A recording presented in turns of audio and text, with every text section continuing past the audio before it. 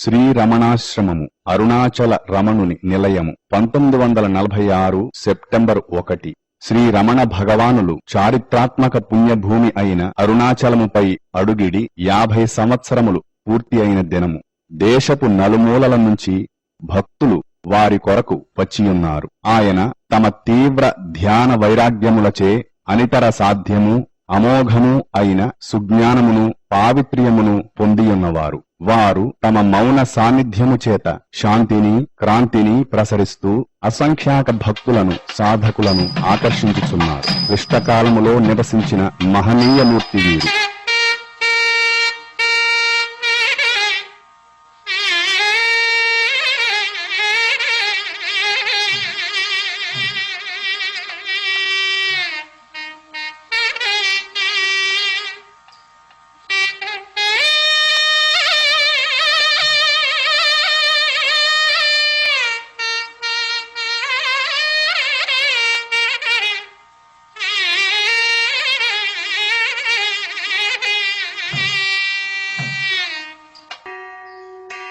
దక్షిణ భారతదేశంలోని మధురై పట్టణానికి 30 మైళ్ల దూరంలో తిరుచులి గ్రామం ఉన్నది. ఇక్కడి భూమినాథేశ్వర దేవాలయంలో పరమశివుని ఉత్సవమైన ఆర్ద్ర దర్శనమును ప్రతి సంవత్సరం ప్రజలు ఎంతో భక్తి శ్రద్ధలతో జరుపుకుంటూ ఉంటారు. 1879వ సంవత్సరము డిసెంబర్ 29వ తేదీ వచ్చిన ఈ ఆర్ద్ర దర్శనోత్సవ సందర్భముగా భక్తులు ఆ రాత్రి నటరాజమూర్తి తిరుచులి వీధులలో ఊరేగించుచున్నారు.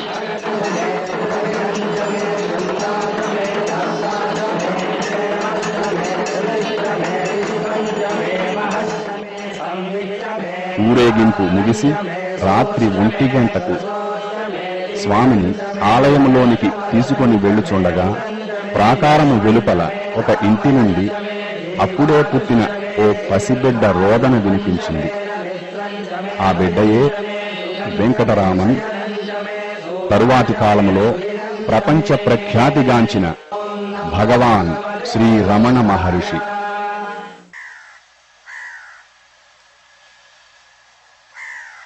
అళగమ్మ సుందరం అయ్యరులకు పుట్టిన 4 సంతానములో వెంకటరామన్ 2వ వాడు. సుందరమయ్యరు స్వయం కృషితో పైకి వచ్చిన ప్లేడరు. తెలివితేటలకు ఆ చుట్టుపక్కల అంతటా ఆయన ప్రఖ్యాతి వహించారు. వారు ఇంటిని కట్టినప్పుడే వారి కుటుంబానికి ఒక భాగము, యాత్రికులకు అతిథులకు ఒక భాగంగా కట్టడం అన్నదే వారి ధర్మ నిరతికి నిదర్శనము.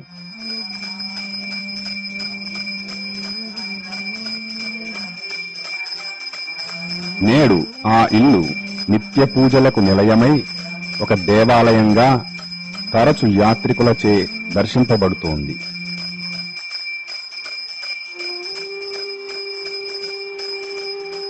సుందరమయ్యరు పట్ల ప్రజల అభిమాన గౌరవాలు ఎంతటివంటే వారు రాత్రులు ప్రయాణించవలసి వచ్చినా వారి బండిని దొంగలు కూడా బాధించేవారు కారు. వారి సహధర్మచారిణి అళగమ్మాళ్ దయార్ద్ర హృదయ, కష్టించి పనిచేసే ఇల్లాలు, సాంప్రదాయిక కుటుంబిని. ఆమెలో అణగి ఉన్న ఆధ్యాత్మికత ఆమె చరమదశలో పుత్రుని మార్గదర్శకత్వములో ఫలించింది. వెంకటరామన్ తన ఈడు బాలురతో కలిసి ఆ ఊరి ఎలిమెంటరీ స్కూల్కు వెళ్లేవాడు. అప్పుడప్పుడు తోటి బాలురతో కలిసి ఊరి చివర గల కౌండిన్య నది గట్టున ఆటలాడేవాడు. తరువాతి కాలంలో ఒకసారి భగవాన్ పాత సంగతులు గుర్తు చేసుకుంటూ ఇలా అన్నారు: మేమంతా కౌండిన్య నదిలో స్నానం చేసి ఓ బిందెతో నీరు తీసుకుని అక్కడే ఉన్న కాళయార్ లింగానికి అభిషేకం చేసి ఆహారాన్ని నివేదన చేసి తరువాత భుజించేవారము. పక్క ఊరి పిల్లలు కూడా మాతో కలిసేవారు. చీకటి పడే వరకు ఆడుకొని ఇంటికి చేరుకునేవారం. ఈ విధంగా వెంకటరామన్కు 12 ఏళ్లు గడిచాయి. 1891లో పై చదువుల కోసం దిండిగల్ మున్సిపల్ హైస్కూలులో చేరేందుకు దిండుగల్లు నందలి బంధువుల ఇంటికి వెంకటరామన్ను పంపారు. దిండిగల్లు పట్టణం తిరుచులికి ఉత్తర దిశగా 70 మైళ్ల దూరంలో ఉన్నది. సంవత్సరము కాకముందే తండ్రి సుందరమయ్యరుకు తీవ్రమైన జబ్బు చేసిందన్న వార్త విని వెంకటరామన్ వెంటనే దిండిగల్లు వదలి తిరుచుని చేరాడు. కొద్ది రోజులలోనే, అంటే 1892 ఫిబ్రవరి 18వ తేదీన సుందరమయ్యరు పరమపదించారు. యజమానిని కోల్పోయిన వెంకటరామన్ కుటుంబం జీవనాధారము లేకపోవడంతో తలా ఒక చోటుగా బంధువుల ఇళ్లలో చేరారు. వెంకటరామన్ వారి సోదరుడు మదురైలో ఉన్న పినతండ్రి సుబ్బయ్యరు ఇంటికి చేరుకున్నారు. అళగమ్మాళ్ కూతురు చిన్న కొడుకుతో కలిసి దగ్గరలోని మానా మదురైలో ఉన్న చిన్నమరిది ఇంటికి చేరారు. మీనాక్షి దేవాలయంతో విలసిల్లే మధురై ఎంతో కోలాహలంగా ఉండే పెద్ద పట్టణం. మొదట వెంకటరామన్ స్కాట్స్ మిడిల్ స్కూల్లో చదువుకొని తరువాత అమెరికన్ మిషన్ హై స్కూల్లో చేరాడు. అప్పటికే ఈ బాలుడు చదువులో బాగా పైకి రాలేడని అందరికీ అర్థమైంది. ఆటల పట్ల అతనికి అత్యంత ఉత్సాహం.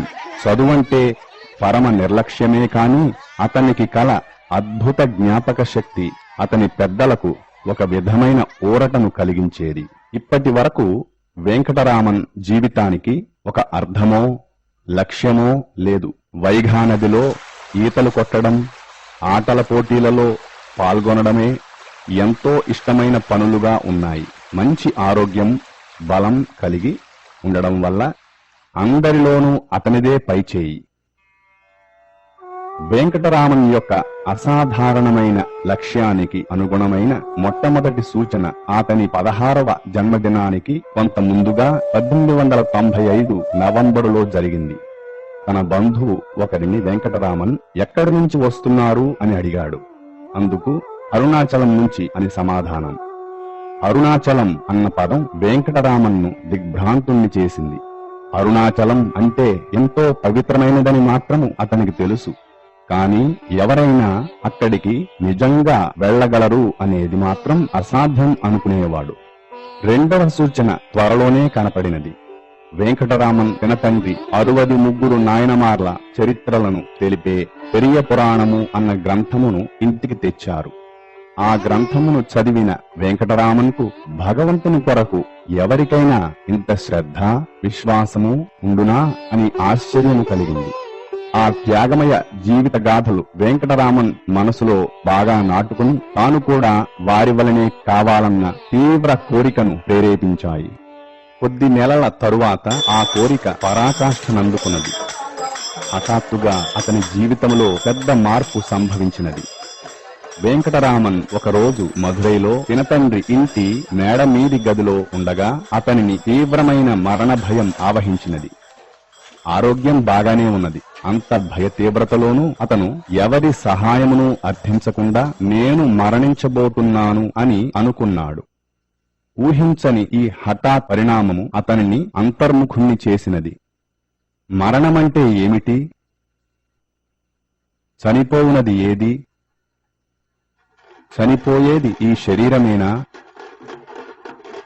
అన్న ముఖ్య ప్రశ్నలు అతనిలో రేకెత్తాయి. వెంటనే అతను చనిపోయిన దేహపు స్థితిని అనుకరించాడు.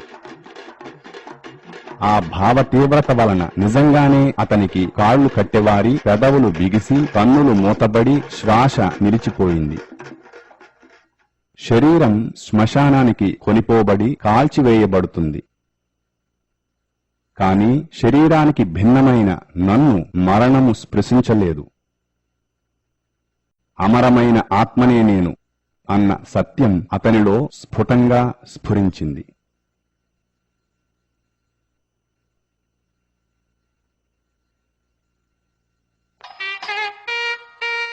ఆ క్షణం నుండి వెంకటరామన్ తన దృష్టిని సర్వాధారము, సకలానికి మూలము అయిన ఆత్మపై నిలిపి ఆ చైతన్యములో అవిచ్ఛిన్నముగా లీనమైపోయాడు. చదువుతున్నా, మాట్లాడుతున్నా, ఇతరములైన ఏ పనులు చేస్తున్నా అతని దృష్టి పరమాత్మయందే కేంద్రీకృతమైంది. కొత్తది, శాశ్వతమైనది అయిన ఈ ఎరుకలో వెంకటరామన్ యొక్క వ్యక్తిగత అహంకారము తన పరిధులను ఛేదించుకుని అనంతాత్మలో ఐక్యమైంది.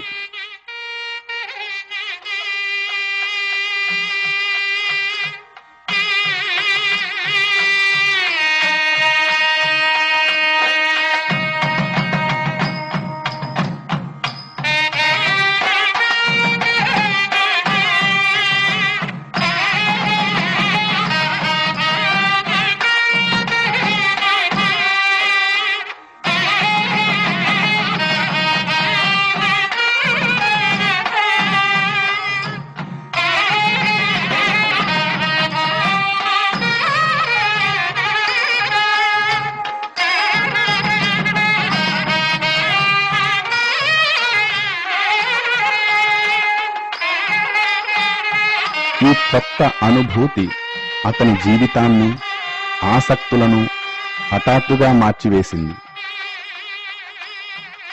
అప్పటికే ఇష్టం లేని చదువు మీదతో పాటు తిండి మీద, ఆటల మీద ఉన్న ఆసక్తి కూడా బొత్తిగా కనపడకుండా పోయింది. అతనిలో ఆవేశించిన ఆత్మజ్ఞానపు వెల్లువే అన్ని ఆసక్తులకు కేంద్రమై నిలిచింది. ప్రత్యేకంగా అతనిని ఆకర్షించిన విషయమంటూ ఏదైనా ఉంటే ఒక్క మీనాక్షి దేవాలయం మాత్రమే.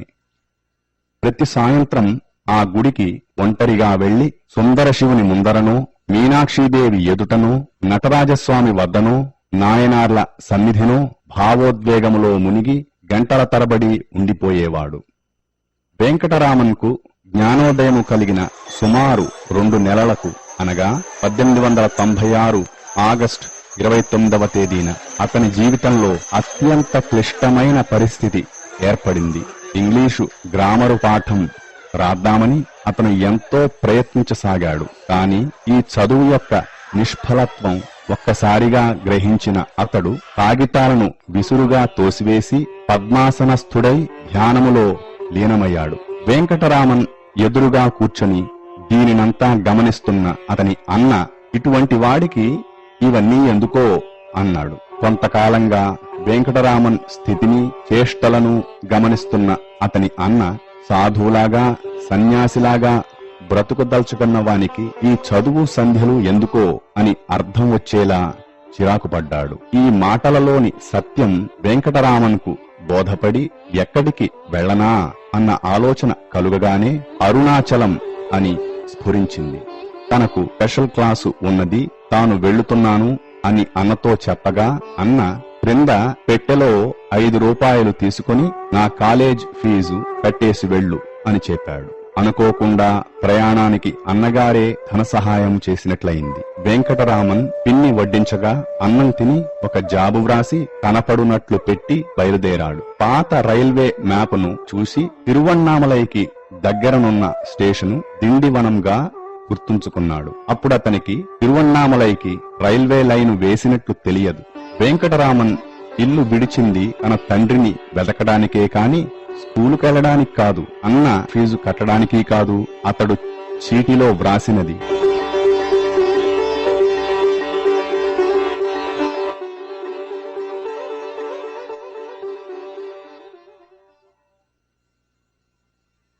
నా తండ్రి ఆజ్ఞ మేరకు ఆయనను అన్వేషించడానికి బయలుదేరుతున్నాను. ఈ తలపెట్టినది పుణ్యకార్యమే, దీనికెవ్వరూ చింతించనవసరము లేదు, ధనవ్యయము చేయనక్కరలేదు. నీ కాలేజీ ఫీజు కట్టబడలేదు, దీనిలో 2 రూపాయలున్నవి.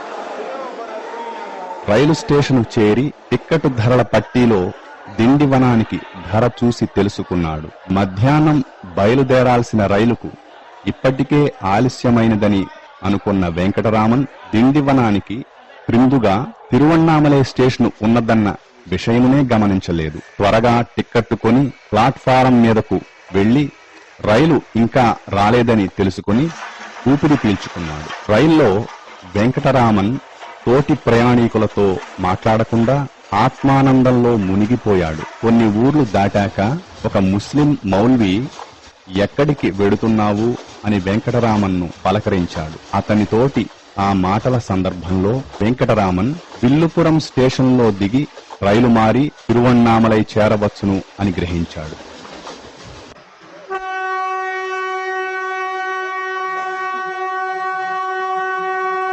తెల్లవారక ముందే రైలు విల్లిపురంలో ఆగింది. బాగా తెల్లవారిన తరువాత తిరువణ్ణామలై దారి చూపే గుర్తులు ఏమన్నా కనపడుతాయా అని వెంకటరామన్ వెతకసాగాడు. నడిచిపోవాలని అతని ఉద్దేశం. కాని దారిని కనుగొనలేక అలసి ఇంకా తలుపులు తెరువని ఒక చిన్న హోటల్ ముందు కూర్చున్నాడు. తరువాత తిరిగి రైల్వే స్టేషన్ చేరి తన దగ్గరున్న డబ్బుతో మాంబలం పట్టు అన్న ఊరికి టిక్కెట్టు కొన్నాడు.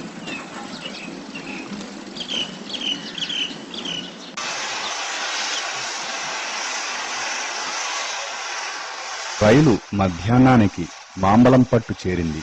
అక్కడ దిగి రైలు పట్టాల మీదుగా 10 మైళ్లు నడచి సాయంత్రానికి వెంకటరామన్ తిరుక్కోయిలూరు చేరాడు.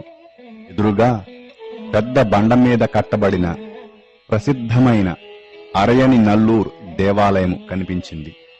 1000 ఏండ్ల క్రిందట బాలభక్తుడు మహాత్ముడు అయిన జ్ఞానసంబంధుడు మొదటిసారిగా ఇక్కడ నుంచే అరుణగిరిని దర్శించినది.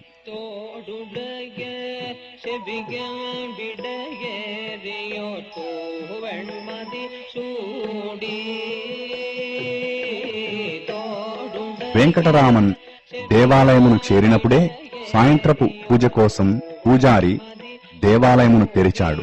లోనికి వెళ్లి ఒక మంటపములో కూర్చున్న వెంకటరామన్కు ఒక దివ్య తేజస్సు ఆలయానంతటినీ ఆవరించినట్లు కనపడింది. అది ఎక్కడ నుంచా అని వెదికిన వెంకటరామన్ దానికి ఏ భౌతికాధారము లేదని తెలుసుకుని తిరిగి ధ్యానములో లీనమైనాడు. ఎంతో సేపటికి ఆలయపు వంటవాడు వచ్చి దేవాలయం మూసే వేళ అయినది, ఇక బయటకు వెళ్లవచ్చు అన్నాడు.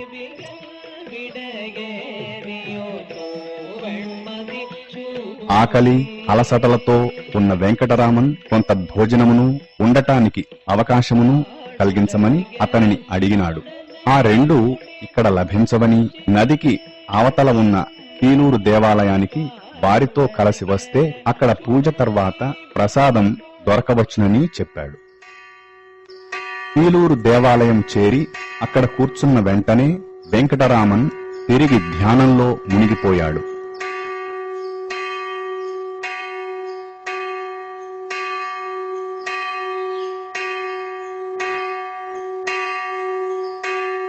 రాత్రి 9 గంటలకు పూజ ముగిసిన తరువాత ప్రసాదాన్ని పంచారు. వెంకటరామన్ కొంత యాచింపగా జాలిపడిన గుడి మేళగాడు అతని రూపురేఖలను భక్తిని మెచ్చుకొని తన వంతు ప్రసాదాన్ని వెంకటరామన్కు ఇచ్చాడు. అప్పటికే ఎంతో అలసిన వెంకటరామన్ మంచినీళ్లకై అడుగగా దగ్గరలోనున్న ఒక ఇంటికి తీసుకువెళ్లారు. నీటికై వేచియుండిన వెంకటరామన్ అలసట వలన నిద్రయో మూర్ఛయో తెలియని స్థితిలో అచేతనంగా పడిపోయాడు. తెప్పరిల్లిన వెంకటరామన్ కొంచెం నీరు తాగి నేలపై పడిన ప్రసాదమును తిని అక్కడే పడుకుని నిద్రపోయాడు. మరునాడు ఆగస్టు 31వ తేదీ సోమవారము, శ్రీకృష్ణాష్టమి. వెంకటరామన్ నిద్రలేచి తిరిగి మళ్లీ అలసిపోయినాడు. ఆకలి వేస్తోంది. తిరువణ్ణామలై ఇంకా 20 మైళ్ల దూరంలో ఉన్నది. కీలూరు దేవాలయం దగ్గర ఉన్న ఒక ఇంటికి వెళ్లి భోజనానికై యాచించాడు.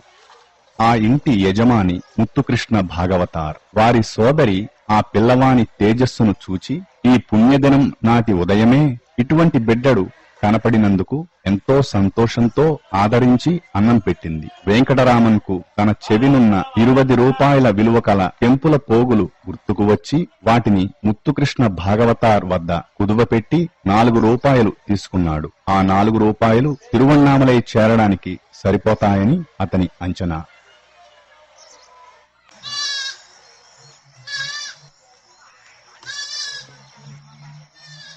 స్టేషను చేరిన వెంకటరామన్ తిరువణ్ణామలై వెళ్లే రైలు తరువాతి రోజు ఉదయమే అని తెలుసుకుని ఆ రాత్రి తిరుక్కోయిలూర్ స్టేషన్లోనే నిద్రపోయాడు.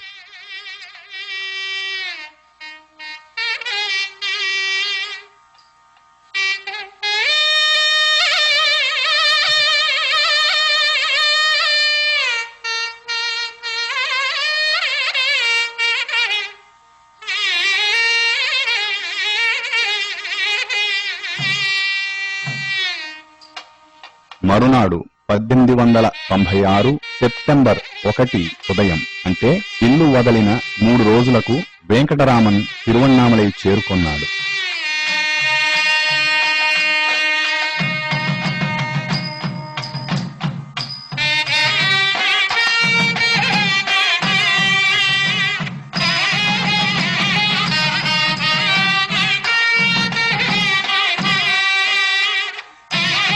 ఆనంద ఉద్వేగాలతో ఒక్క పరుగున అతడు సూటిగా అరుణాచలేశ్వర దేవాలయము చేరుకున్నాడు. ఆలయంలో అతనికి స్వాగత సూచకంగా అన్ని ప్రాకార ద్వారాలు, గర్భగుడి కూడా తెరువబడి ఉన్నాయి. వెంకటరామన్ తండ్రి అరుణాచలేశుని సన్నిధిలో నిలిచాడు. అన్వేషణ పూర్తి అయింది. ప్రయాణం ముగిసింది.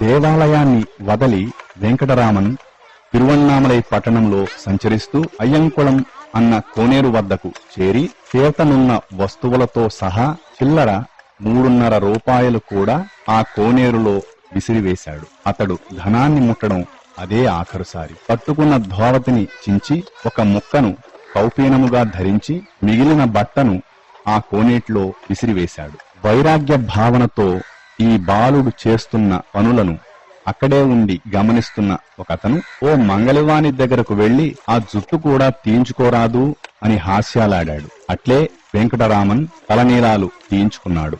దేవాలయం ద్వారం దగ్గరకు తిరిగి చేరుతుండగా ఒక బలమైన వర్షపు జల్లు పడి వెంకటరామన్ని పూర్తిగా తడిపివేసింది. ఈ స్నానం సన్యాసానికి ముందు జరిగే క్రియగా సంభవించినట్లయింది. వెంకటరామన్ దేవాలయమునందున్న 1000 స్తంభాల మండపంలోనికి వెళ్లి కూర్చున్న తత్క్షణం ఆత్మానందంలో మునిగిపోయాడు.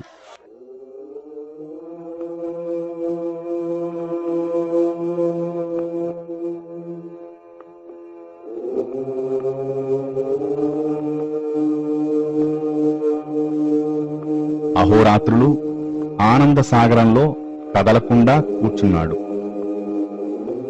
మౌనంగా అలాగే కొన్ని వారాలు గడిపాడు నిరంతరాయంగా.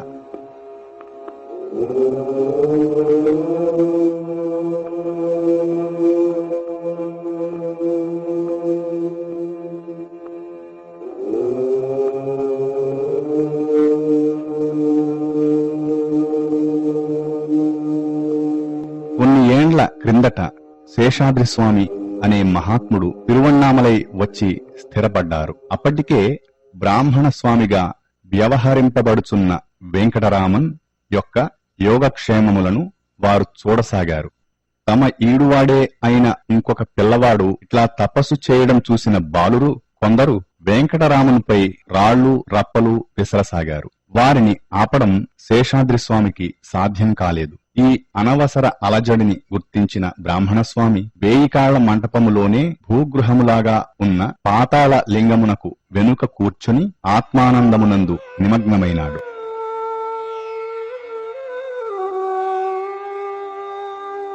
ఆ రోజులలో అక్కడికి మనుషులు ఎప్పుడో గాని వచ్చేవారు కారు. కాని తేళ్లు, జరులు, చీమలు, దోమలు, పురుగులు ఆ తేమకు చీకటికి అక్కడ విపరీతంగా చేరేవి. అవి చేసిన ఘాట్లకు బ్రాహ్మణస్వామి తొడలు పుండ్లుపడి అందుండి చీము నెత్తురు కారసాగింది. వారి జీవితాంతం ఆ పుండ్ల మచ్చలు పోలేదు. ఆత్మానందంలో మునిగిన వారిని ఆ నరకప్రాయపు బాధ ఏమాత్రమూ కదిలించలేకపోయింది. ఒకరోజు పాతాళలింగములోనికి పిల్లలు రాళ్లు రూబడం గమనించిన శేషాద్రి స్వామి ఒక భక్తునికి ఈ సంగతి తెలిపారు. ఆ భక్తుడు వారిని తరిమి లోనికి వెళ్లి చూస్తే పరిసరాలు గుర్తెరుగక కూర్చుని ఉన్న బ్రాహ్మణస్వామి కనిపించారు.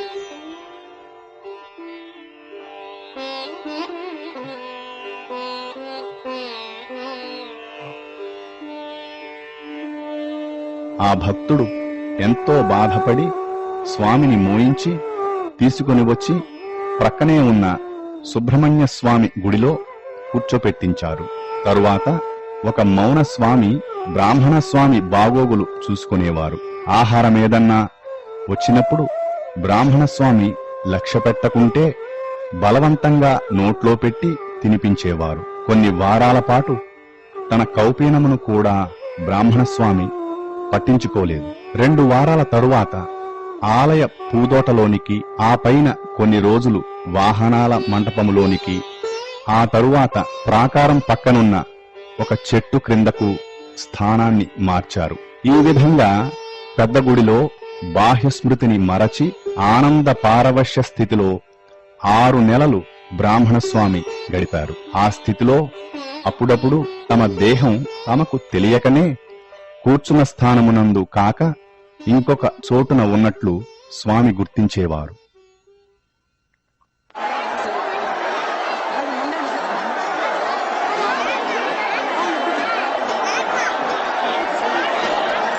ప్రతి సంవత్సరము నవంబర్, డిసెంబర్ నెలల్లో వచ్చే కార్తీక దీపోత్సవం నాడు వేలాది యాత్రికులు అరుణాచలానికి వస్తుంటారు. మూర్తీభవించిన వైరాగ్యం, భగవదైక్యం కలిగిన బ్రాహ్మణస్వామి వారినందరినీ ఆకర్షించసాగారు.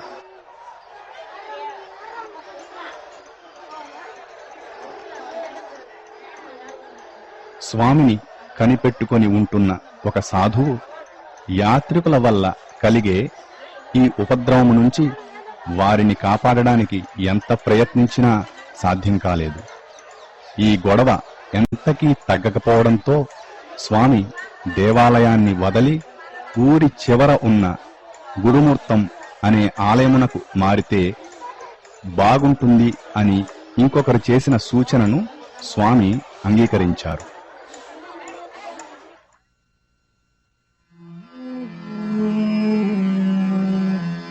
తిరువణ్ణామలై వచ్చిన 6 నెలలకు స్వామి అరుణాచల దేవాలయాన్ని వదలి ఊరు బయటనున్న గురుమూర్తమునకు 1897 ఫిబ్రవరిలో వెళ్లారు. వారి జీవన విధానములో మార్పు ఏమీ లేదు. ఇక్కడ వారి దేహేంద్రియాలు దివ్యత్వములో లీనము చేసి కూర్చునేవారు. వారు రోజుకు ఒకసారే 1 కప్పు అన్నం మాత్రమే తీసుకుంటూ మౌనముగా ఉండేవారు. ఎంతో మంది వారికి మౌనం వ్రతమేమో అనుకునేవారు. కాని మాటలాడే ఇచ్ఛ లేకపోవడమే స్వామి మౌనానికి కారణం. శరీరాన్ని గురించి వారు పట్టించుకోకపోవడం వలన దుమ్ము పేరుకొని అట్టలు కట్టి, జుట్టు జడలు కట్టి ఉండేవి. సరైన పోషకాహారము లేకపోవటం వలన దేహము బలహీనమై దేహావసరాలకు లేవడం కూడా ఎంతో కష్టమయ్యేది. భక్తుడు, సాధువు అయిన పళనిస్వామి ఈ గురుమూర్తములోనే స్వామి సేవ చేసుకుంటూ స్వామిని అంటిపెట్టుకుని ఉండడం మొదలుపెట్టారు. వారి జీవితాంతం వరకు స్వామి సేవను వదలలేదు. సందర్శకుల వల్ల కలిగే ఇబ్బందులను కొంతకాలంగా గమనిస్తూ ఉండి గురుమూర్తమునకు పక్కనే ఉన్న మామిడి తోపు యజమాని ఒకరు కంచె వేసిన తన తోటలో స్వామికి వసతి ఏర్పాటు చేసి వారిని అక్కడ నివసించవలసినదిగా ప్రార్థించారు. అప్పటికి సుమారు 1 ఏడాది పాటు నివసించిన స్వామి అందుకు అంగీకరించి 1898 మే నెలలో పళనిస్వామితో పాటు తమ నివాసాన్ని అక్కడికి మార్చారు.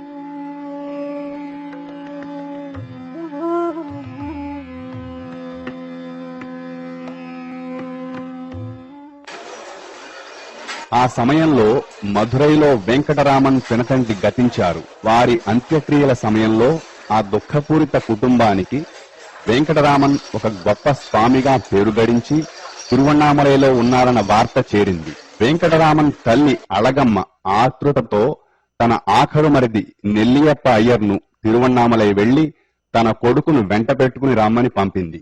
తన స్నేహితునితో పాటు నెల్లియప్ప అయ్యర్ తిరువణ్ణామలై చేరి స్వామిని ఎంతో గొప్ప స్థితిలో ఉండడం చూచి ఆనందాన్ని, అతని శారీరక పరిస్థితిని చూసి పట్టరాని దుఃఖాన్ని పొంది ఊరికి తిరిగి రమ్మని అర్థించారు. నిరాసక్తంగా మౌనంగా ఉన్న స్వామి నుండి ఏ విధమైన జవాబు రాకపోవడంతో నిరాశ చెందిన నెల్లియప్ప అయ్యర్ తిరిగి ఇల్లు చేరారు.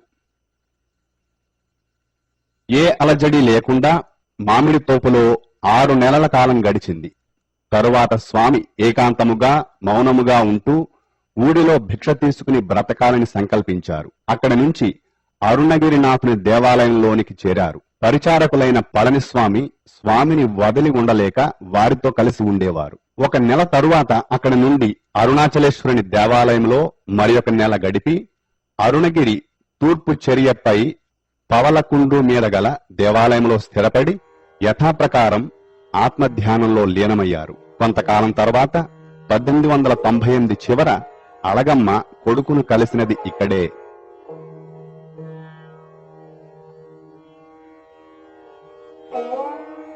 కొడుకును చూడాలన్న ఆతృతతో మెట్లెక్కి చూడగా జడలు కట్టిన జుట్టు, మట్టి కొట్టుకున్న శరీరము కలిగినప్పటికీ మాతృ హృదయం తత్క్షణం కొడుకును గుర్తించింది. క్రింద ఊరిలో ఉంటూ ప్రతిరోజు కొడుకు దగ్గరకు వెళ్లి బతిమాలి నచ్చచెప్పి చివరకు నిష్ఠూరాలాడి కొడుకును ఇంటికి తీసుకుని వెళ్లడానికి ప్రయత్నించింది. ఆమె ఆశలను సమూలంగా నాశనం చేస్తూ స్వామి అక్కడ నుండి లేచిపోయారు. చుట్టూ ఉన్న భక్త బృందం అమ్మ బాధ చూడలేక ఆమెకు ఏదో ఒక జవాబు చెప్పమని స్వామిని ప్రార్థించారు. చివరకు స్వామి ఒక కాగితం మీద కర్త జీవులను వారి వారి కర్మానుసారము ఆడించును, జరగనది ఎవరు ఎంత ప్రయత్నించినను జరుగదు, జరుగునది ఎవరు ఎంత ప్రయత్నించినా జరిగే తీరును, ఇది తథ్యం, కనుక మౌనమే ఉత్తమము అని రాసి ఇచ్చారు. స్వామి స్థిర నిశ్చయానికి తల వంచిన అమ్మ తిరిగి తన గ్రామానికి చేరుకుంది.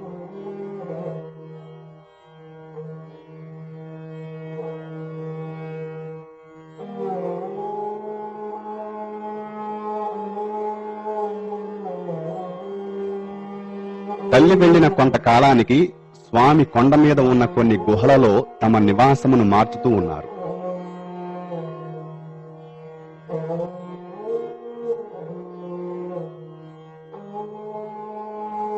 .1900 నుండి 1916 వరకు విరూపాక్ష గుహను తమ నివాసం చేసుకున్నారు.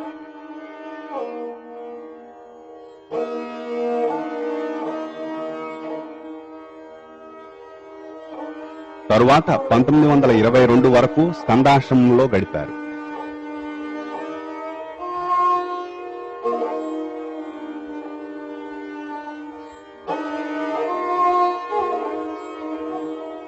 విరూపాక్ష దేవులు 13వ శతాబ్దానికి చెందినవారు. వారి సమాధి ఉన్న గుహకే విరూపాక్ష గుహ అన్న పేరు కలిగింది.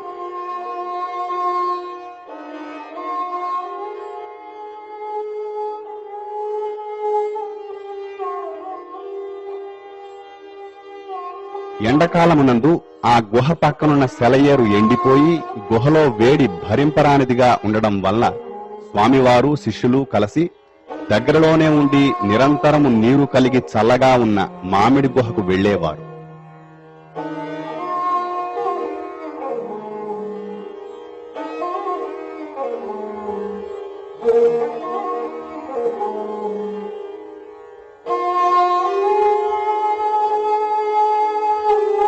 స్వామివారి మొదటి ఫోటో 1900 సంవత్సరంలో వారు మొదట కొండ మీద చేరినప్పుడు తీయబడింది. అందులో స్వామి అందమైన యువకుడుగా, మహా తేజస్విగా, గాంభీర్యం ఉట్టిపడుతూ కనపడతారు. కొండ మీద గడిపిన మొదటి రోజులలో స్వామి మౌనంగా ఉండేవారు. ఎంతో మంది ఆయన తేజస్సుకు ఆకర్షింపబడ్డారు. త్వరలోనే వారి చుట్టూ ఆశ్రమం ఏర్పడింది.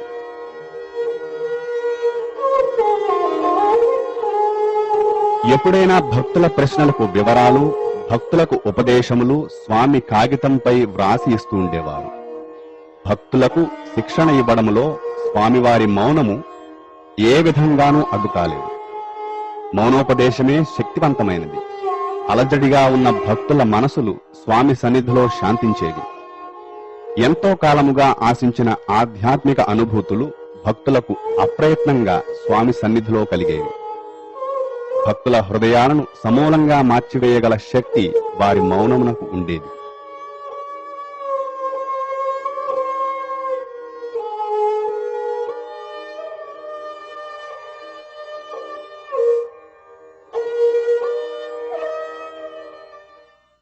స్వామివారిని దర్శించిన మొదటి విదేశీయుడు పోలీస్ ఆఫీసరు ఎఫ్.హెచ్. హంఫ్రీస్. ఆయన ఇంగ్లండ్లో ఉన్న తన స్నేహితులకు ఇలా ఉత్తరం రాశారు. ఆ గుహను చేరిన మేము వారి పాదాల చెంత మౌనంగా కూర్చున్నాము. ఆయన సన్నిధిలో నేను దేహాతీత స్థితిని పొందినట్లు గ్రహించాను. ఒక అరగంట సేపు తమ గంభీర ధ్యానము నుండి చెదరని వారి కనులలోనికి మేము చూస్తూనే ఉన్నాము. వారి దేహము మానవ మాత్రము కాదని, భగవంతుని ఉపకరణం మాత్రమేనని మాకు అర్థమైంది. అచేతనంగా కూర్చుని ఉన్న వారి శరీరము నుండి భగవంతుడు బ్రహ్మాండమైన శక్తిని ప్రసరింపచేస్తున్నాడు. వర్ణింప నలవి కానిది ఈ అనుభూతి. శివప్రకాశం పిళ్ళై అన్న అతడు 1902లో ప్రభుత్వ ఉద్యోగరీత్యా తిరువణ్ణామలై వచ్చారు. యువకులైన బ్రాహ్మణస్వామి గురించి విని వెంటనే కొండమీద వారిని దర్శించి ఎంతో ప్రభావితులైనారు. అప్పటికీ మౌనముగా ఉన్న స్వామివారిని 14 ప్రశ్నలను వేశారు. స్వామి సమాధానములను వ్రాసి ఇచ్చారు. ఈ ప్రశ్నలు జవాబులు తర్వాతి కాలములో నేను ఎవడను అన్న పుస్తక రూపంలో వెలువడ్డాయి. ఈ చిన్ని పుస్తకము భగవానుల మొదటి ఉపదేశములుగా నేటికీ నిలిచి ఉన్నాయి. మహాపండితుడు తపస్వి అయిన శ్రీ గణపతి మునీంద్రులు స్వామి ప్రథమ శిష్యులలో ఒకరు. వీరు బాల్యమునందే సంస్కృతమున మహాపాండిత్యము సంపాదించారు. వీరి జ్ఞాపక శక్తి మహాద్భుతమైనది. సహజ వినయ సంపన్నులు, తీవ్ర నియమము కలిగిన వారు, ఉన్నత భక్తి ప్రపత్తులు కలిగిన వారు ఈ గణపతి మునీంద్రులు. వీరి సాన్నిధ్యమే వీరి పట్ల భయభక్తులను కలిగింపచేసేవి. వీరు 25వ ఏటనే అనగా 1903లో పుణ్యక్షేత్రమైన తిరువణ్ణామలై తపస్సుకు అనుకూల ప్రదేశమని భావించి వచ్చారు. 1907లో వారికి కొన్ని సందేహాలు ఉత్పన్నమైనాయి. బ్రాహ్మణస్వామిని గురించి అప్పటికే విని దర్శించి ఉన్న గణపతి మునులు సందేహాల తాకిడికి తట్టుకోలేక ఒకనాటి మధ్యాహ్నం మండుటెండలో కొండమీద గుహలో ఉన్న స్వామివారి దగ్గరకు వెళ్లి సాష్టాంగ నమస్కారము చేసి ఆపుకోలేని ఉద్వేగముతో వణకుతున్న కంఠముతో, స్వామీ, చదువవలసినది అంతయు చదివి తిని, వేదాంత శాస్త్రమును క్షుణ్ణముగా అర్థము చేసుకుంటుని, మనసు తృప్తి కలిగే వరకు జపములు చేసి తిని, కాని తపస్వరూపమును ఇప్పటి వరకు అర్థము చేసుకోలేకపోయితిని. మీ శరణాగతుడను, దయచేసి తపస్సు యొక్క అంతరార్థాన్ని తెలియచేయండి అన్నారు. స్వామి మౌనముగా తదేకముగా గణపతి మునులను 15 నిమిషములు చూచి, నేను అనే భావన పుట్టుచోటును గమనిస్తే మనస్సు అందులో లీనమవుతుంది. అదే తపస్సు. మంత్రజపం చేస్తున్నప్పుడు ఆ మంత్రము పుట్టు చోటునందు మనసు లీనమవడమే తపస్సు అని వివరించారు. స్వామి నుంచి వెలువడిన కరుణాపూర్ణమైన సందేశము గణపతి మునిని అనిర్వచనీయమైన ఆనందములో ముంచివేసింది. వారు అప్పటి నుంచి స్వామిని భగవాన్ శ్రీ రమణ మహర్షి అని వ్యవహరింపవలెనని వారి శిష్యులను ఆదేశించినారు. ఎన్నో సంస్కృత శ్లోకములలో స్వామిని స్తుతిస్తూ రచించారు. అప్పటి నుంచి స్వామివారికి భగవాన్ రమణ మహర్షి అన్న పేర్లు వాడుకలోనికి వచ్చాయి. ఎక్కువగా స్వామి భగవాన్ అన్న పేరుతోనే వ్యవహరింపబడసాగారు. 1916వ సంవత్సరములో తల్లి అళగమ్మాళ్ తన శేష జీవితాన్ని భగవానుల వద్దనే గడుపవలెనని నిశ్చయించుకుని రమణుల వద్దకు వచ్చింది. పెద్ద కొడుకు గతించాడు. చిన్న కొడుకు నాగసుందరం భార్య కూడా పసిబిడ్డను మిగిల్చి మరణించింది. నాగసుందరం ఆ పసిబిడ్డను పిల్లలు లేని తన చెల్లెలు అలమేలుకు అప్పచెప్పి తాను కాషాయము ధరించి సన్యాస జీవితము స్వీకరించి తిరువణ్ణామలైలో అన్న దగ్గరకు చేరుకున్నాడు. అమ్మ వచ్చి చేరిన కొంతకాలానికి విరూపాక్ష గుహ నుంచి కొంచెము పైనున్న స్కందాశ్రమమునకు రమణులు మారారు. ఆ స్కందాశ్రమమునందు అళగమ్మ వంట పనులు చూడడం మొదలుపెట్టారు.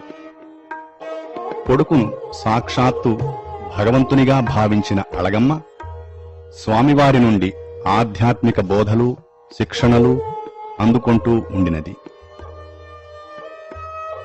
ఆఖరు రోజులలో తన ముక్తి కొడుకు చేతులలోనే ఉన్నదని గ్రహించిన అళగమ్మ కొడుకుకు దూరముగా పోయినప్పుడు మరణిస్తానేమోనన్న భయంతో ఒక్కరోజు కూడా స్వామివారి ఎడబాటును పొందలేదు. తనకు శరణు తన కొడుకే అని నమ్మి దేహము వదలు వరకు వారిని వదలలేదు. ఈ శరీరాన్ని రక్కసి పొదల్లో పడవేసినా సరే నీ చేతుల్లోనే నా ప్రాణం పోవాలి అని తరచూ ఆమె రమణులతో అంటూ ఉండేది. 1922 మే 19వ తారీఖున భగవానుల ప్రత్యేక స్పర్శతో ఆమె ప్రాణము హృదయమందు అణగిపోయినది. ఆమె ఆఖరు గడియలకు సాక్షిగా ఉన్న శ్రీ కుంజస్వామి ఆ సంఘటనను ఇలా వర్ణించారు. సాయంత్రం 5 గంటల తరువాత తల్లికి ఇదే ఆఖరు రోజని మాకు అనిపించింది. భగవాన్ ఆమె పక్కన కూర్చుని ఆమె హృదయంపై ఒక చేతిని, తలపై మరొక చేతిని ఉంచారు. ఎవరైనా చనిపోతే ఆ ఇంటివారు అక్కడ భోజనం చేయకపోవడం ఆచారం. కాబట్టి భగవాన్ మమ్మల్ని అందరినీ వెళ్లి భోజనం చేసి రమ్మన్నారు. కొందరు చేసి వచ్చారు. కొందరు అలా వదలి వెళ్లడం ఇష్టం లేక వెళ్లలేదు. భగవాన్ అలాగే తల్లిపై చేతులు ఉంచి కూర్చుని ఉన్నారు. అళగమ్మ ముఖము మీద అనేక రకాల ఆనంద విషాద ఛాయలు కనిపించి మాయమవుతున్నవి. భగవాన్, అమ్మ ఇక్కడ లేదు, ఎన్నో లోకాలలో ఎన్నెన్నో జన్మలెత్తుతూ వాటి ఫలితాలను అనుభవిస్తూ ఉన్నది అన్నారు. వారి భావాన్ని గ్రహించిన గణపతి ముని సుందరేశయ్యరు వేదమంత్రాలు చదవడం ప్రారంభించారు. శరణాగతి రామస్వామి అయ్యర్, ఒక పంజాబీ భక్తుడు, రామనామ జపమును ఆరంభించారు. మేమందరం అక్షరమణమాల పారాయణం చేయసాగాము. ఇవన్నీ జరుగుతూ ఉండగా అమ్మ పరమపదించారు. భగవాన్ తమ చేతులను ఇంకా ఆమెపై ఉంచారేమా అన్న అనుమానము మాకందరికీ కలిగింది. భగవాన్ ఇలా వివరించారు. పళనిస్వామి మరణించే ముందు కూడా నేనిట్లే కూర్చుని ఉన్నాను. ఆత్మ హృదయంలో అణిగిందనుకుని చేతులు తీసివేశాను. వెంటనే అతని కండ్లు తెరవబడి ప్రాణం కండ్ల ద్వారా పోయింది. అందుకే నేనిప్పుడు అమ్మ ప్రాణం పోయినదన్న తరువాత కూడా ఇలాగే నా చేతులు ఉంచుతున్నాను. భగవాన్ ఎంతో సేపటికి లేస్తూ భోజనాలు చేద్దాం అన్నారు. అందరము మైలమాటే మరచి అమ్మ శరీరం చుట్టూ చేరాము.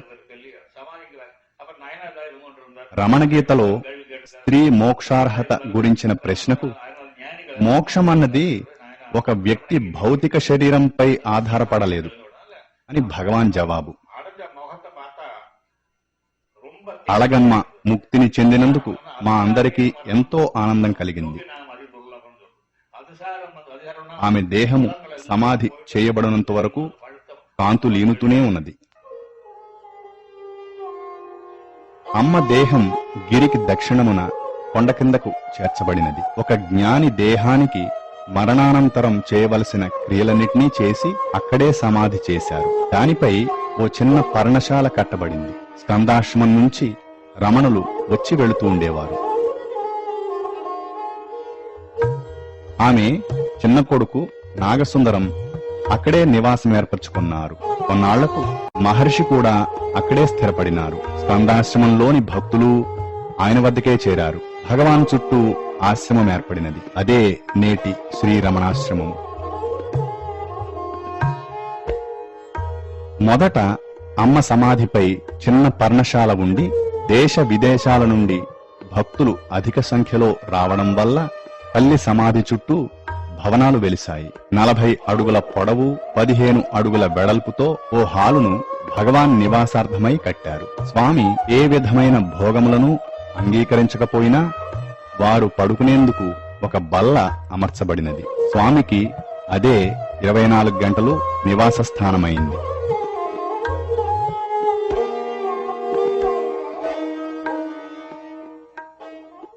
స్వామి స్థిరమైన దినచర్యను పాటించేవారు. అందు రోజుకు 2 సార్లు అరుణాచలంపైకి వెళ్లి వచ్చేవారు. స్వామివారు అరుణగిరిని అమితంగా ప్రేమించేవారు. అనుబంధం అంటూ ఉంటే వారికి ఒక్క అరుణాచలంతోనే అనవచ్చు. అరుణగిరి సాక్షాత్తు భగవంతుడే అని, భూగోళానికి ఇది కేంద్రమని, ఆధ్యాత్మికతకు కూడా ఇదే హృదయము వంటిదని శ్రీవారు సెలవిస్తూ ఉండేవారు. ఆ కొండచర్యల విహారము ఆయనకు ఎంతో ఆనందాన్ని, ఆహ్లాదాన్ని కలిగిస్తుండేది. తన పాదం తగలని చోటే ఆ కొండ మీద లేదని భగవాన్ అన్నారు. అనాదిగా అత్యంత ప్రధానమైన ఆధ్యాత్మిక సాధనగా గుర్తింపబడిన 8 మైళ్ల గిరి ప్రదక్షిణం చేయమని భగవాన్ భక్తులను ప్రోత్సహించేవారు. తమ చుట్టూ జరిగే విషయాల పట్ల వారు ఎప్పుడూ నిర్లిప్తంగా, సాక్షిమాత్రంగా ఉన్నా అన్ని విషయాలను గమనిస్తూ ఉండేవారు. కాని కొన్ని నిర్దిష్టమైన పనుల పట్ల వారు ఎంతో పట్టుదల కలిగి ఉండేవారు. అందు మొదటిది యాత్రికులకు తాను ఎప్పుడూ అందుబాటులో ఉండాలని ఆయన పట్టుబట్టేవారు. తన నిర్వాణపు రోజు తల వాలిపోతున్న బలహీనతలో కూడా భక్తులకు దర్శనాన్ని ఆపరాదని వారు శాసించారు. సారవంతము, చక్కగా ఉండిన భోజనమే భక్తులకు ఇవ్వాలని వారి పట్టుదల. భగవాన్ భోజనము తయారు చేయడంలోనూ, వంటను పర్యవేక్షించడంలోనూ ఎన్నో ఏండ్లు గడిపారు. భోజన విషయంలో కాని, ఇతర సౌకర్య విషయంలో కాని తనకంటూ చూపించే ఎట్టి ప్రత్యేకతైన భగవాన్ ఏమాత్రం సహించేవారు కారు. ఏదైనా మందు కాని, తినుబండారాలు కాని ఎవరైనా తీసుకుని వచ్చి ఇస్తే భగవాన్ నాకు మంచిదైతే అందరికీ ఎందుకు మంచిది కాదు అని అడిగేవారు. ఆ పదార్థాలను అక్కడ ఉన్న వారికందరకు పంచిన తరువాత తనకు ఇమ్మనేవారు.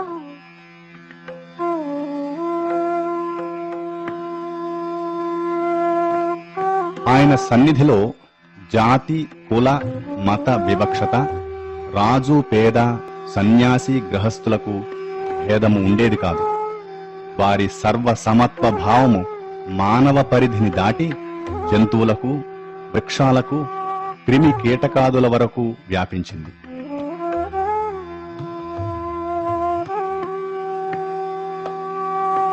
భగవాన్కు జంతువుల పట్ల గల సుహృద్భావము క్రీస్తు శిష్యుడు అసీసీకి చెందిన ఫ్రాన్సిస్తో పోల్చదగింది. కుక్కలు, కాకులు, కోతులు, దోమలు, పాములు, తేళ్లు, నెమళ్లు, ఉడతలు, గోవులు వంటి సకల జంతువులు భగవాన్ దగ్గరకు నిర్భయంగా చేరేవి. వారి మౌన భాష ఆయనకు అర్థమయ్యేది. ఆయన మాటలు వాటికి అర్థమవడమే కాక వారి ఆజ్ఞను పాలించేవి. కోతుల మధ్య వివాదాలను స్వామి పరిష్కరించేవారు.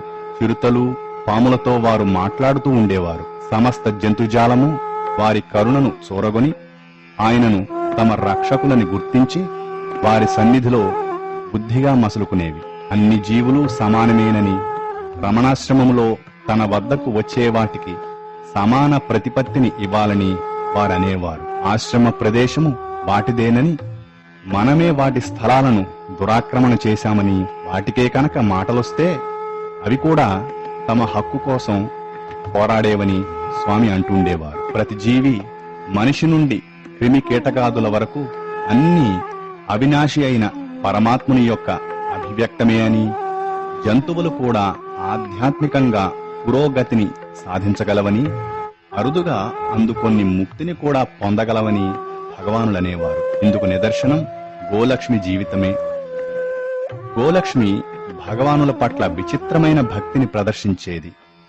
ఆమె పట్ల భగవాన్ ఎంతో ఆప్యాయత, ఆదరణ చూపేవారు. ఆశ్రమంలో 20 సంవత్సరాల పాటు ఆమె జీవించింది. ఆమె అవసాన సమయాన భగవాన్ గోలక్ష్మి దగ్గరకు వెళ్లి, అమ్మా లక్ష్మి, నీ దగ్గరగా నేను కూర్చోవాలా అంటూ ఆమె తలను తన ఒడిలో తీసుకుని చెంపలను ఆమె చెంపలపై నుంచి ఆదరణగా చూస్తూ ఆమె హృదయపు స్వచ్ఛతకు అది భగవంతునిపై లగ్నమై ఉండడాన్ని గుర్తించి వెళ్లిపోయారు. కొంతసేపటికి గోలక్ష్మి శాంతంగా దేహాన్ని చాలించింది. ఆమె అంత్యక్రియలు ఘనంగా జరిపి సమాధి చేశారు. సమాధిపై రాతితో చెక్కిన ఆమె విగ్రహాన్ని ప్రతిష్ఠించారు. భగవాన్ ఆమె ముక్తి పొందినదని ఒక చరమ శ్లోకాన్ని రచించి ఆమె సమాధి గోడపై చెక్కించారు.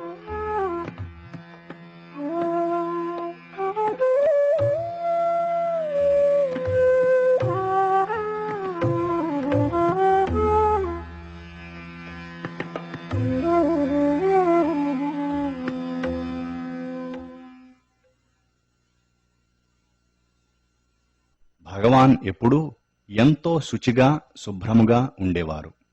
ఏనాడు ఏ విషయంలోనూ కాలనియమాన్ని దాటలేదు. వారు ఏ పదార్థమూ వృధా కానిచ్చేవారు కారు. ఒక బియ్యపు గింజ నేల మీద వృథాగా కనబడినా దానిని తీసి యథాస్థానంలో ఉంచేవారు. భగవాన్ ఏ పని చేసినా ఎంతో శ్రద్ధతో ఎవ్వరూ చేయలేనంత త్వరగా చక్కగా ముగించేవారు. పూర్ణ శుద్ధ పరబ్రహ్మలో లీనమై ఉండుటము, చెదరని శాంతి తృప్తి వారి స్వంతమవడము వల్ల ప్రజల సన్మానములు గౌరవాదరములు వారిని ఏమాత్రమూ కదిలించేవి కావు. ఆయన వ్యక్తిత్వం ఎప్పుడూ పరిపూర్ణమే. వారి వ్యక్తిత్వము యొక్క ప్రత్యేకత ఏమంటే అది దైవీకమైనది. ఆ దివ్యత్వమే ప్రపంచపు నలుమూలల నుంచి వేల కొద్దీ ప్రజలను వారి సన్నిధికి ఆకర్షించసాగింది. వారి మౌనం దివ్య సన్నిధి శక్తివంతమై ఎందరో జీవుల ఆర్తిని పోగొట్టి ఆత్మజ్ఞానమనే ఆధ్యాత్మిక సాఫల్యాన్ని అందుకునేటట్లు చేసింది.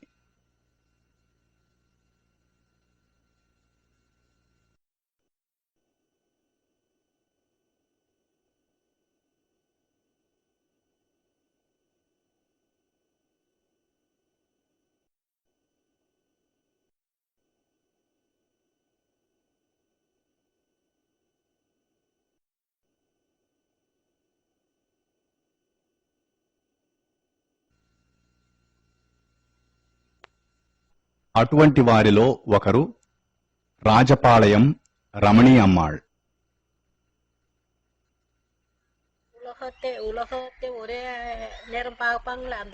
భగవాన్ చూపు నిజంగా అద్భుతం. ఆయన కన్నులలోకి చూడకుండా ఉండలేం. చూడగానే సమాధి స్థితి మాత్రం తథ్యం. హాలులో ప్రతి వారి అనుభూతి భగవానులు తమను చూస్తున్నారనే. వారి అనన్య కరుణ చేత అనుగ్రహ దృష్టి అందరిపై ప్రసరింపచేసేవారు. వారి కన్నులలోకి చూడగానే ధ్యానం అంటే ఏమిటో తెలిసేది. వారు ఒకసారి నా వైపు అలాగే చూశారు. అప్పుడు నేను ఎంతోసేపు సమాధిలో ఉండిపోయాను. భగవాన్ వద్దకు ఉత్తరాలు రావడం వంటి మామూలు కార్యక్రమం జరుగుతోంది. కానీ నాకు బాహ్య స్పృహ శరీర ప్రజ్ఞ లేకుండా పోయాయి.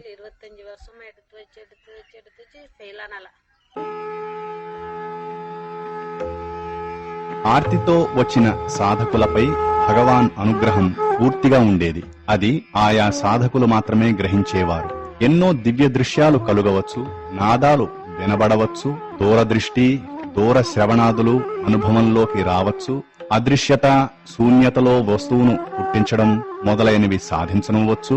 కాని మనసు పరమాత్మ స్థానమైన హృదయంలో లయమైతే కాని పరమసత్యం యొక్క జ్ఞానము ఉద్భవించి పూర్ణులు కాలేరని భగవానుల బోధ ఉపదేశం. ఏ రకమైన ఆధ్యాత్మిక అనుభవములు కలిగినా కలుగకపోయినా భగవానుల ప్రభావము మనశ్శరీరములను అధిగమింపచేసి ఆత్మ యొక్క పూర్ణ బోధను హృదయమునందు అనుభవింపచేస్తుందని రమణ భక్తులు శ్రద్ధాన్వితులు పడుంగడు వృద్ధులు అయిన ప్రొఫెసర్ కృష్ణమూర్తి అయ్యర్ అంటారు. వీరు 1934లో భగవాన్ సమక్షంలో తనకు కలిగిన అనుభవాన్ని ఈ విధంగా వర్ణిస్తున్నారు. brilliant. చుట్టూ జరుగుతున్నదేమీ నాకు తెలియదు. For quite a long time, for a number of hours. ఒక లెన్సు అంటే కటకం మీద కాంతి ప్రసరించినప్పుడు ఆ వెలుగంతా ఒకే కిరణంగా ఒక బిందువు వద్ద కేంద్రీకరింపబడుతుందన్న సంగతి అందరికీ తెలిసిందే. Concave mirror being focused. ఆత్మ హృదయంలోనికి ఆకర్షింపబడింది. Project on a concave mirror. It is focused on a అరుణాచలేశ్వరుని స్థానమైన that focal హృదయ కవాటము తెరుచుకున్నది. at that focal point, all that light, kundalini శక్తి హృదయంలోనికి లాగికొనబడింది. the Kundalini Shakti was completely. నేను శాస్త్రాన్ని ఎప్పుడూ చదవలేదు. That was seat of Arunachala. ఈ సంగతులు అంతకుముందు నాకు తెలియవు. There, when the opening, ఇవన్నీ నా అనుభవాలు. closed, the heart open. I never knew ఒక any of అమృతపు వెల్లువ పొంగి theory. నా ప్రతి రోమకూపాన్ని ముంచెత్తింది. When throughout the night, immediately, ఆ వెల్లువ దేహాన్ని పూర్తిగా ముంచి వరదయై పొంగి విశ్వమంతా నిండింది. core of my skin, it drinks my whole physical system. చిత్రమేమిటంటే నా ఎరుక నా శరీరంలో లేదు. Coming out in great floods. The whole universe. విశ్వమంతా అమృతమయమే. The fun of it was my awareness was not in the. నేనేమో My awareness అమృతం was అంటున్నాను కాని మీరు దానిని ఈథర్ అనవచ్చు. filled by that nectar. The whole universe. అది was like అతి సూక్ష్మమై ప్రతి బిందువు వద్ద call it ether. ఎరుకతో కలిసి ఉన్నది. Something very subtle.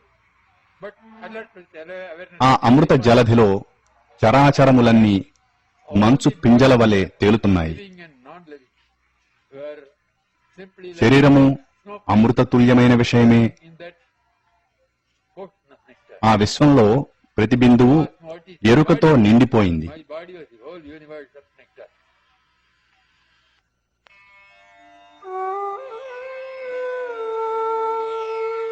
తన సన్నిధి మహిమతో కటాక్ష వీక్షణాలతో భగవాన్ తన భక్తుల మనసులను అణచి పరిపూర్ణ సత్యాన్ని దర్శింపచేసేవారు. నిజమైన బోధ మౌనంతోనే జరుగుతుంది అనేవారు భగవాన్. అంత మాత్రం చేత వారు వాక్కులతో బోధించలేదని కాదు. ఆత్మ సాక్షాత్కారానికి వారు అనేక సాధనలను ప్రస్తావించినా ఆత్మ విచార మార్గమే పరమ శ్రేష్టమని తెలిపేవారు. మనసు నుంచి పుట్టే ప్రతి తలపుకు ముందుగా నేను అన్న తలపే తోస్తుంది. ఈ నేను అన్న తలపు కలిగిన తరువాతనే అన్ని రకాల తలపులు బయలుదేరుతాయి. మనసును బాగా అంతర్ముఖము చేసి ఆ నేను పుట్టు చోటును గమనించాలి. ఈ విధంగా హృదయపు లోతులకు పోయి నేను అన్న భావనను వెతికితే అది అణగిపోయి తత్క్షణమే మరియొక నేను లేచి అహం అహం అన్న స్ఫురణ తానుగా ప్రకాశిస్తుంది. ఈ కొత్త నేను నేను నేను అని అంటున్నా అది అహంకారం కాదు, పూర్ణమైన ఉనికి మాత్రమే. భగవానుల వద్దకు అన్ని మతముల వారు వస్తూ ఉండేవారు. వారు ఎవ్వరినీ తమ మతాన్ని మార్చుకోమని ఎప్పుడూ అనలేదు. భగవాన్ వారి ప్రశ్నలన్నిటినీ సావధానంగా విని చివరకు నెమ్మదిగా వారిని ఆత్మ విమర్శకు పూనుకోమని, నేనెవరో తెలుసుకుంటే అన్నీ తెలుస్తాయి అని బోధించేవారు. ఆనందం గురించిన ఒక ప్రశ్నకు బదులుగా భగవాన్, ఆనందమే నీ సహజ స్వరూపము. నీ శరీరముతో మనసుతో తాదాత్మ్యం చెంది దాని బంధాలను నీకు ఆరోపించుకొని దుఃఖిస్తున్నావు. నీ ఆత్మను తెలుసుకొని నిరతిశయానంద భాండాగారపు తలుపులు తెరు. నిజమైన ఆత్మయే సత్యము. అదే సర్వజీవుల యందలి ఆత్మ. నీవు చూచే ప్రపంచమంతటి యొక్క ఆత్మ ఏకైక శాశ్వత సర్వోత్తమ సత్య ఆత్మ. అది అహంకారము లేక దేహాత్మ భావమునకు భిన్నమైనది.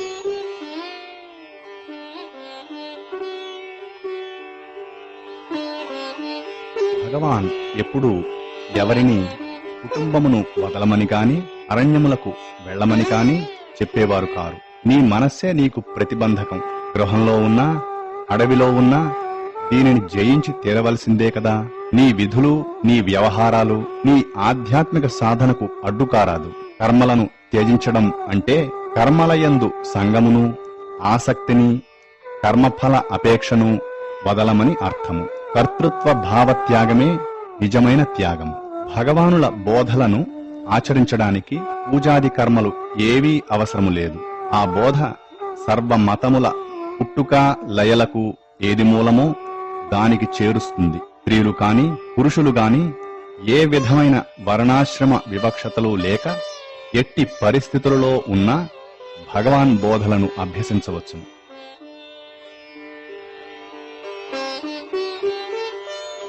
వారి బోధలు వారి జీవితంలో ప్రతిఫలించేవి. నిజానికి వారి జీవితం ఆత్మజ్ఞానమనే మహోన్నత స్థితికి నిదర్శనం. వారు పూర్ణ ఎరుకతో జీవిస్తున్నా వారి శరీరం ప్రకృతి నియమాలను అనుసరించే ఉండేది. కాలక్రమంలో జరాభారంతో కుంగి దేహం కీళ్లవాతానికి లోనైంది. 1949 మొదట్లో వీరి ఎడమ మోచేతికి పైన చిన్న కురుపు లేచింది. దానిని శస్త్రచికిత్స చేసి తీసివేశారు. అది మళ్లీ పొడచూపగా చూసిన డాక్టర్ దానిని క్యాన్సర్ అంటే రాచపుండుగా నిర్ధారించారు. క్రమంగా అది మళ్లీ పొడచూపగా చేతి కండనే తినడం ఆరంభించి రక్తాన్ని విషమయం చేసి ఆ పరమ విశుద్ధ జ్ఞాని శారీరక జీవితానికి పూర్తిగా తెరవేసింది. భగవాన్ జీవిత చరమదశలో 1 సంవత్సరం పాటు వారు విపరీతమైన బాధకు గురి అయ్యారు. కాని వారెప్పుడూ దానిని గురించి ఫిర్యాదు చేయలేదు. వారెప్పుడూ దేహాతీత స్థితిలోనే ఉండేవారు. వారి పరిస్థితి క్షీణించడం చూసిన భక్తులు తమ ఆవేదనను వెలిపుచ్చేవారు. భగవాన్ గతించనున్నారన్న ఆవేదనను భక్తులు వ్యక్తం చేసేవారు. అతి తేలికగా వారి భావనను కొట్టివేస్తూ భగవాన్ వారు చూచే ఈ అనారోగ్యపూరిత దేహానికి మాత్రమే తాను పరిమితం కానని సూచించేవారు. తన దేహానికి అంత ప్రాముఖ్యత ఆపాదించవద్దనేవారు. 1950 ఏప్రిల్ 13వ తేదీ ఒక వైద్యుడు ఒక ప్రత్యేకమైన మందును స్వీకరించవలసిందిగా భగవానును ప్రార్థిస్తే, అవసరం లేదు, అంతా 2 రోజుల్లో సర్దుకుంటుంది అన్నారు. మరునాడు భగవాన్ ఉన్న గది ముందుగా వేలాది భక్తులు వరుసగా వారి దర్శనం చేసుకున్నారు. చూచేవారికి వారి దేహం రోగగ్రస్తమై కృషించి ఎముకలు బయటపడి చర్మము నల్లబడి దయనీయ స్థితిలో కనబడ్డది. ఆ రోజు ప్రతివారికి ఏదో ఒక వేళలో భగవాన్ యొక్క సూటి అయిన తేజోవంతమైన కృపావీక్షణం లభ్యమైంది. ఎన్నోసార్లు భగవాన్ వీరంతా నేను చనిపోతున్నాను అని అంటున్నారు, నేనెక్కడికి పోగలను, ఇక్కడే ఉన్నాను అని అంటుండేవారు. వారి శరీరంతో పాటే వారి మార్గదర్శకత్వము కృప అంతరించుట జరగదని పదే పదే తెలియపరిచేవారు. 1950 ఏప్రిల్ 14 రాత్రి భగవాన్ నిర్యాణానికి కొద్ది నిమిషాల ముందు కొందరు భక్తులు అరుణాచల శివ పాడడం మొదలుపెట్టారు. భగవాన్ చిరు దరహాసం చేశారు. కనుకొలకల నుండి ఆనందాశ్రువులు జాలువారాయి. మరణవేదనో ఇతర మరణ సూచనమో ఏదీ లేదు. శ్వాస విశ్వాసాలకు మధ్య ప్రాణము అణగిపోయింది. అప్పుడు రాత్రి 8:47. అదే సమయంలో ఒక కాంతిపుంజం అద్భుత కాంతులను వెదజల్లుతూ అక్కడి నుండి ఈశాన్యపు దిక్కున అరుణాచల శిఖరానికి వెనుకగా ప్రయాణించి అక్కడే లీనమైంది. ఆ కాంతిపుంజమును మద్రాసు లాంటి దూర ప్రదేశముల నుంచి కూడా గమనించిన ఎందరో భక్తులు దాని అర్థాన్ని గ్రహించారు. అది 1950 ఏప్రిల్ 14 రాత్రి 8:47 సమయం. మరునాటి ఉదయం వారి దేహాన్ని అత్యంత వైభవోపేతంగా సమాధి చేశారు.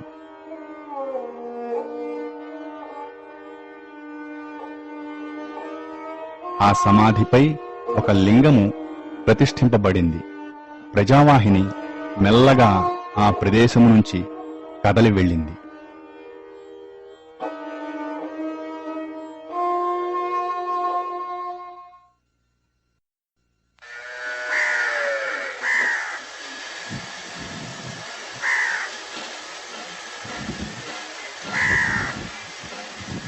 ఆ ప్రబల ఆఘాతము వలన ఏర్పడిన దుఃఖము మెల్లమెల్లగా ఉపశమింపగా భక్తులు మరలా రమణాశ్రమమునకు రాసాగారు.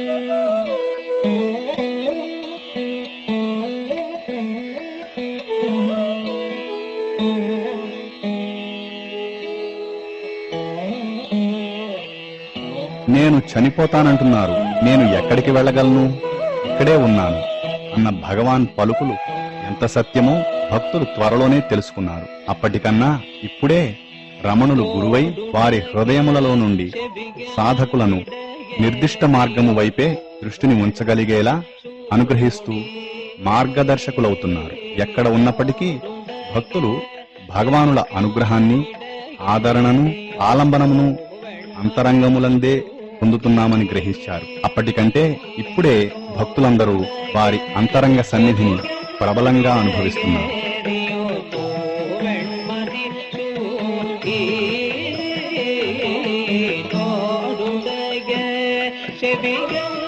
భగవానుల శరీర త్యాగము తరువాత వారి కీర్తి దినదిన ప్రవర్ధమానమవుతూ ఉన్నది.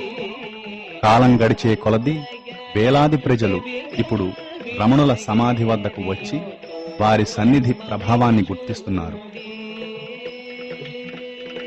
ఎన్నో గృహాలు, కుటీరములు రమణాశ్రమం చుట్టూ వెలిశాయి.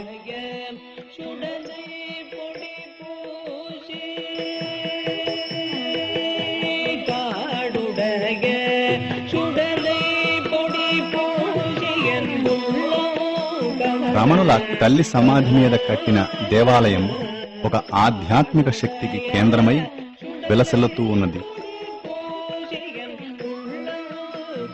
ఆశ్రమంలో మహర్షి జీవించి ఉండగా జరుగుతూ ఉన్న దినచర్యలలో ఇప్పటికీ ఏ మార్పు లేదు.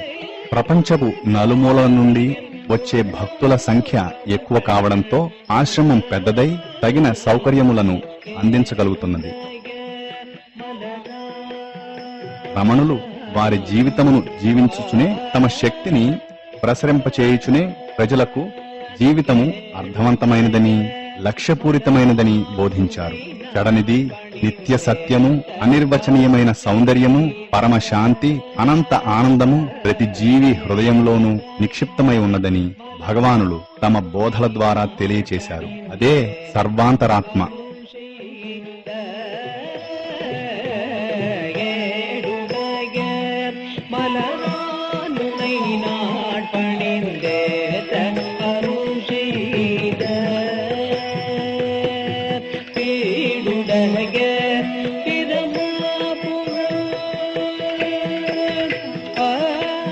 శ్రీ రమణాశ్రమ సందర్శనము భగవాన్ శ్రీ రమణ మహర్షుల దివ్య సాన్నిధ్యముతో అనుసంధానము చేస్తుంది.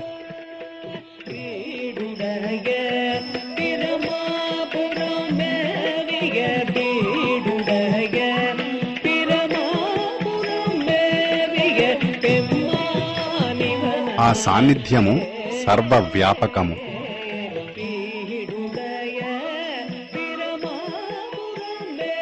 అది ఉన్నది ఇక్కడే, ఇప్పుడే.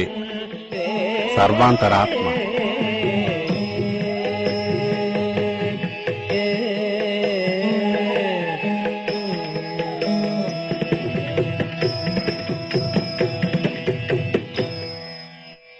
ఆనందం నీ నిజ స్వభావము. నీ నిజ స్వరూపాన్ని తెలుసుకొని స్వచ్ఛమైన ఆనందాన్ని పొందుము.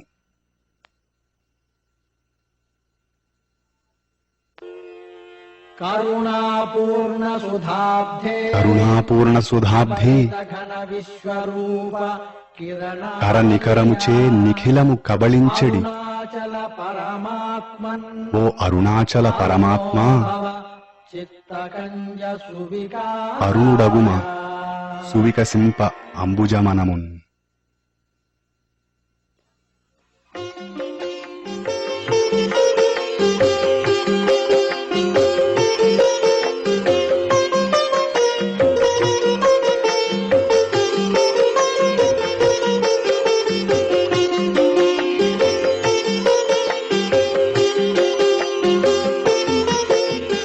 కర్తురాజ్ఞయా ప్రాప్యతే ఫలం కర్మ కిం పరం కర్మ తజ్జడం కృతిమహోదధౌ పతన కారణం ఫలమశాశ్వతం గతి నిరోధకం ఈశ్వరార్పితం నేచ్ఛయా కృతం చిత్తశోధకం ముక్తి సాధకం కాయవాన్మనః కార్యముత్తమం పూజనం జపశ్చింతనం క్రమాత్.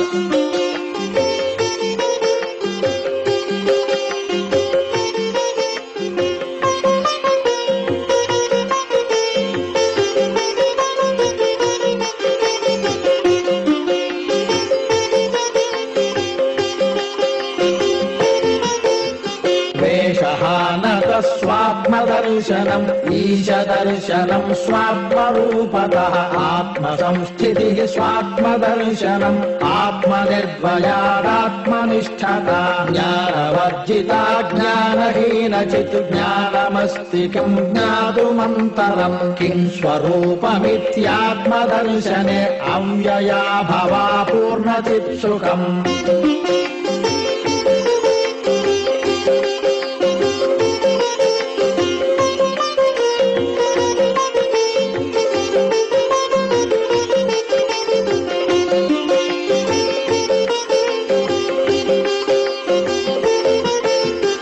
बन्धमुक्त्यतीतं परं सुखं विन्दतीह जीवस्तु दैविकः अहमपेतकं निज विभानकं महदिदं तपोरमणवागियम्